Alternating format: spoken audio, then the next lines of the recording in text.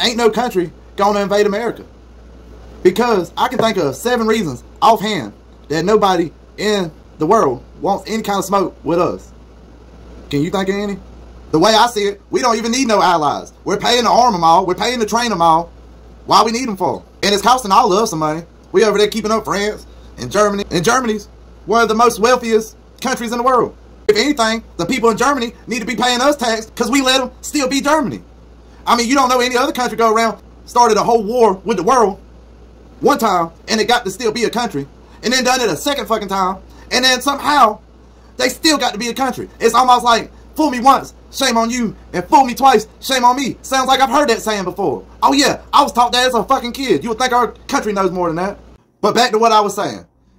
We don't need allies or nothing like that. If we just stuck to our own country and people just went over there and visit wherever they're going to visit at, and we quit fucking with everybody, just like if Russia stayed where Russia was and their people just went and visit and quit fucking with everybody, we wouldn't have no problem. If you go out looking for problems, you always find problems. That's just like us as a citizen. We're not supposed to look for problems if we're carrying a gun. We're not Superman. I don't go places armed that I wouldn't go unarmed. But our country goes around like, yeah, try us, motherfucker. Try us.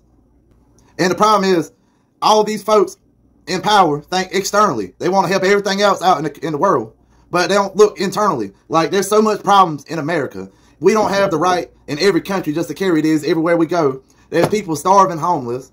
There's drug addicts, usually that's tied in together. That's so bad that they can't even keep a job or do nothing. Need some kind of help to get them straightened out.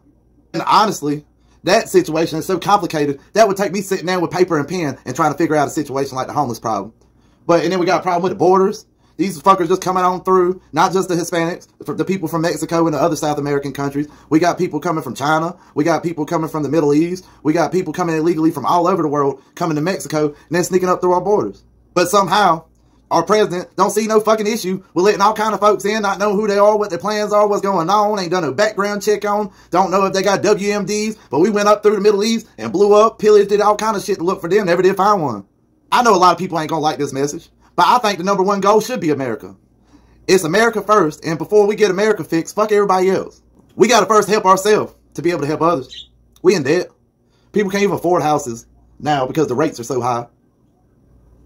Used to be, people get a loan for a home, and it didn't last but about 8 years, and you could reasonably pay it off. Used to be a man could work at a grocery store and afford to buy a home and feed a family.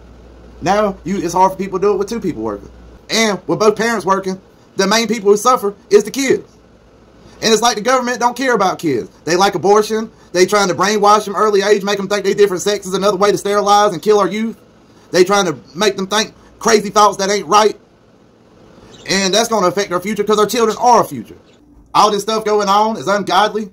And then they try to get everybody to join in on this ungodliness. We pushing away from God and we bringing this country right down to hell.